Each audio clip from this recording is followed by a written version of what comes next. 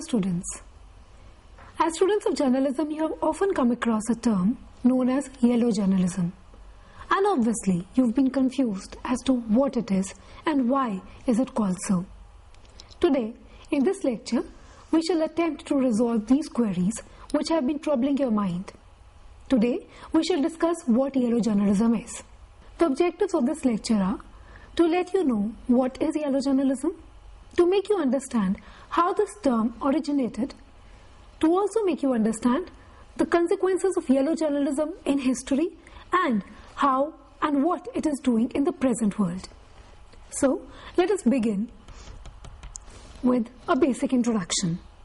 Press, as you know, is known as the fourth pillar of democracy. It holds great responsibility towards the public and the government alike. Building awareness and forming public opinion are one among the many duties of a responsible press. The press ought to deliver all this. But is it actually doing so? The journalists of the present day are, however, at times charged with sensationalizing a story, using unfair means to uncover a scoop. These practices are not new to journalism. The only difference being a more aware public and immense use of various kinds of media to voice their opinion. In this lesson, we shall explore the history behind such practices and the effect that they have had in the past and still continue to exercise over the world polity. In case of India, we shall highlight the examples which the big toms have done in the media. You are the public today and will be the media tomorrow. This places an additional responsibility upon you to know the thin line dividing the moral and the immoral. Understanding of the concept shall help you make your choices better. Let me take you to the meaning of yellow journalism. In journalism, yellow journalism is a derogatory reference given to various practices or tendencies of news media organizations which, by the standards of journalistic practice, are considered to be unprofessional and detrimental to the principles of journalistic integrity as a whole. The term typically refers to sensationalism in news reporting that bears only a superficial resemblance to the profession of journalism. Now, what is behind the name? How did this name originate? The term originated during the circulation battles between Joseph Pulitzer's New York World and William Hearst's New York Journal from 1895 to 1898 and can refer specifically to this period. Both papers were accused by critics of sensationalizing the news in order to drive up circulation, although the newspapers did serious reporting as well. The New York Press coined the term yellow journalism in early 1897 to describe the papers of Pulitzer and Hearst. Yellow has been a primary color in our language for thousands of years, but this color was suddenly in a new place. In comic strips on the front pages of some New York's Sunday newspapers. And the newspapers were fighting the fiercest circulation war in American history by clamoring for a real war against Spain. In disgust, rival editors called it yellow journalism. The explosive mixture began with Joseph Pulitzer's purchase of the New York World in 1883. With stories of sensational crime and crusades against corruption aiming to be just a bit breezy, while at all times honest, earnest and sincere, quote-unquote, the World soon reached the highest circulation of any American newspaper. It published the first comic strip,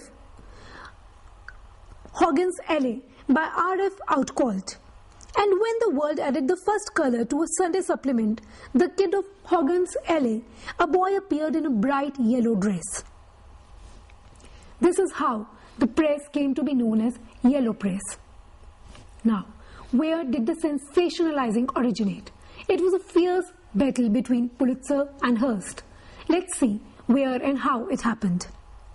The sensationalized human interest stories of the yellow press increased circulation and readership heavily throughout the 19th century, especially in the United States. Early practitioners such as Joseph Pulitzer and William Hearst seem to have equated the sensational reporting of murders, gory accidents and the like with the need of the democratic common man to be entertained by subjects beyond dry politics. The early yellow newspapers were Pulitzer's New York World and Hearst's New York Journal. Joseph Pulitzer purchased the World in 1882 after making the St. Louis Post-Dispatch the dominant daily in that city.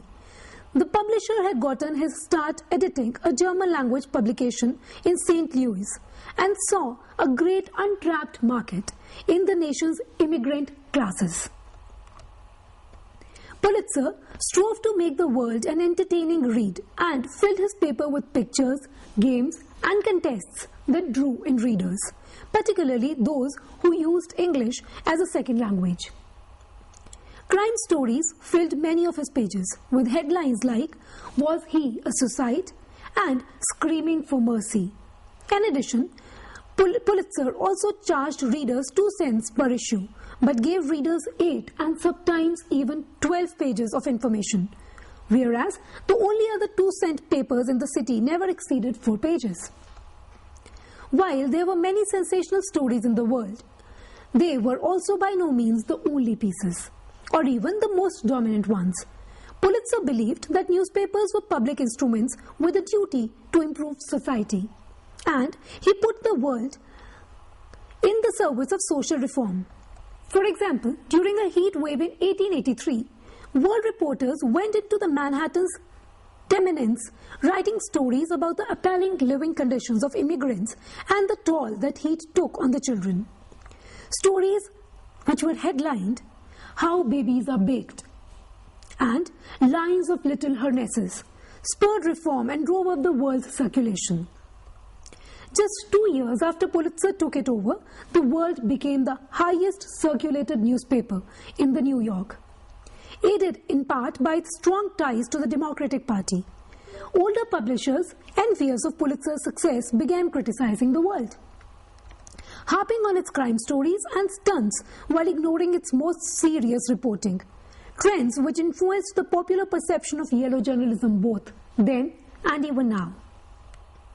Pulitzer's approach made an impression on William Randolph Hearst, a mining hire who acquired the San Francisco Examiner from his father in 1887. Hearst read the World while studying at the Howard University and resolved to make the Examiner as bright as Pulitzer's paper.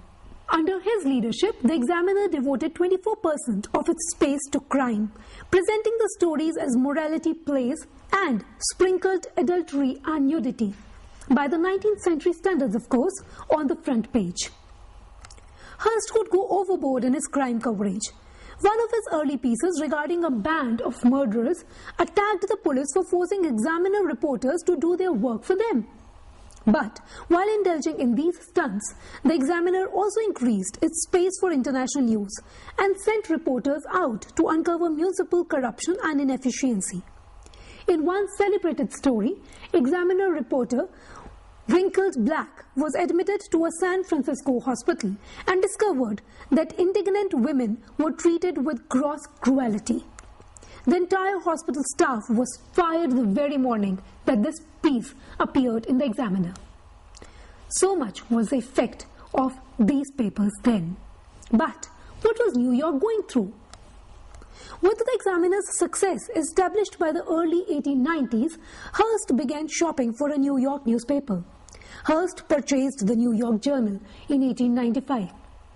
And students, here you would notice how the Journal and the World had stiff competition and gave yellow journalism the peak that it reached.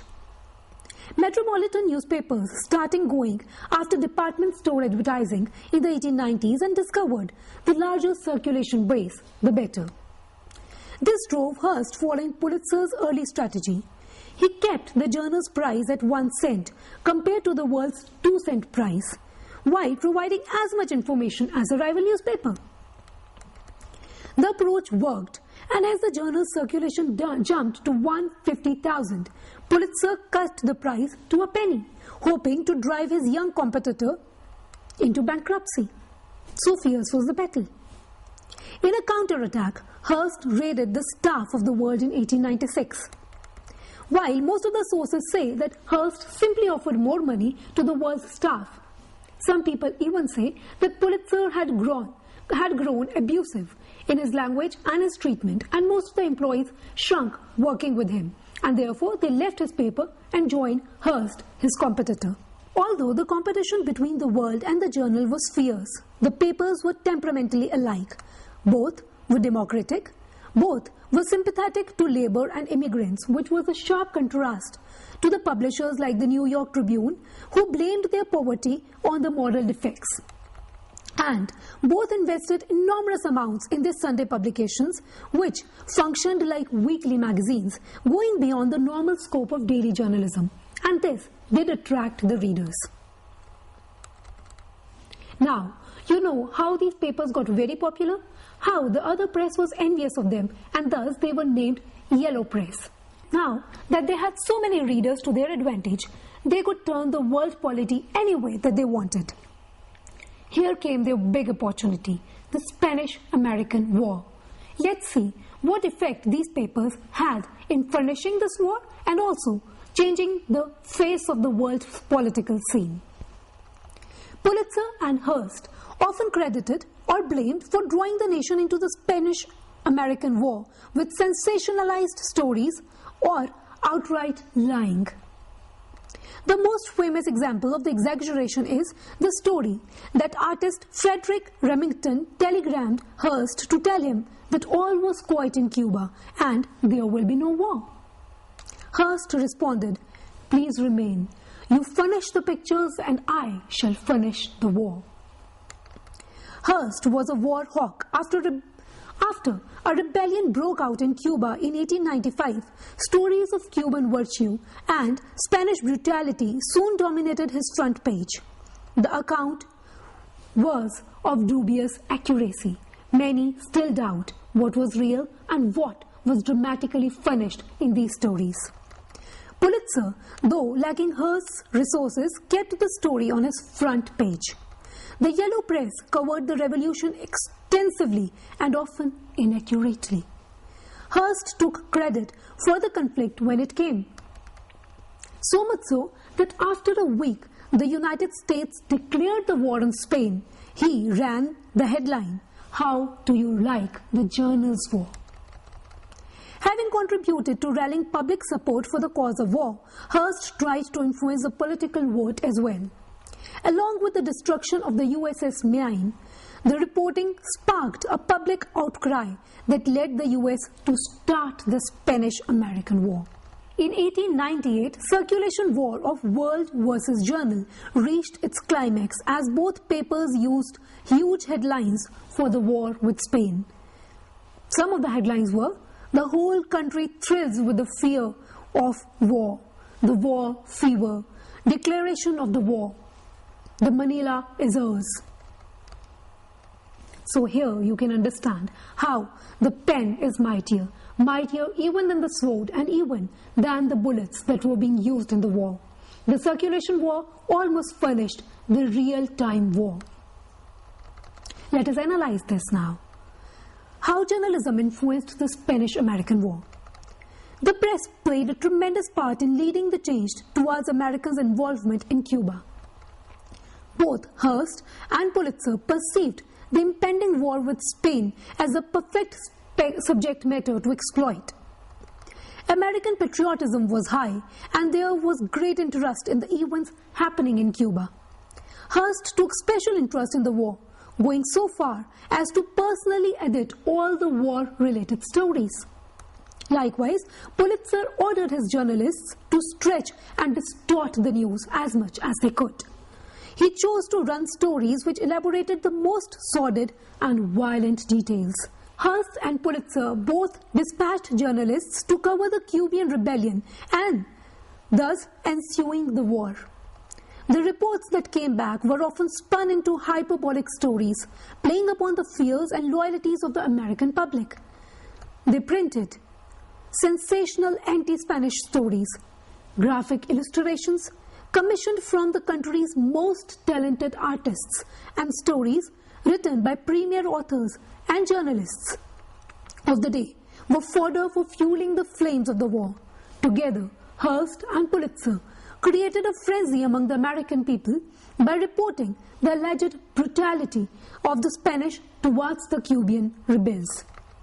Using headlines set in enormous black letters, colored paper full-page editorials, illustrations and provocative cartoons.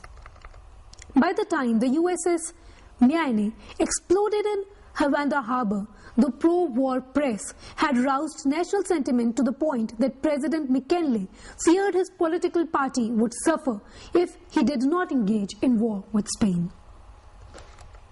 Now students, do you understand how powerful the pen is? And when the pen chooses to distort the reality, how distorted the real world actually can get? This was about history and the past. Now let us come to the present day meaning and the effects of yellow journalism. The Yellow Kid and those two yellow journals are long gone. But sensational reporting has been criticized as yellow journalism ever since, as the irresponsible reporting by newspapers. The term has largely fallen into disuse, as the media world has grown both in scope and complexity. The gentler pejorative infotainment was coined more recently to refer to generally inoffensive news programming that shuns serious issues, but blends soft journalism and entertainment rather than emphasizing more important news values. When infotainment involves celebrity sex scandals, dramatic or rather dramatized true crime stories and similar trivia, it borders on the tricks of old-fashioned yellow journalism. For instance, in India you would very often see channels like Zee News or Aaj Tak running SMS polls like Sabse Sexy Kaun or Vote for the Most Happening Love Affair of the Century. These are infotainment newses, which are covered under yellow journalism to some extent. The other thing in yellow journalism in today's world is corporate media. This is another recent derogatory term which applies to news conglomerates whose business interests critics see as counter to the public interest. For example, such media may avoid incisive reporting or influential comparisons on limit public information about proposed government regulations of media industries. Collusion between political, business and media worlds sometimes brings allegations of illegal or unethical practice, ranging from fraud to various violations.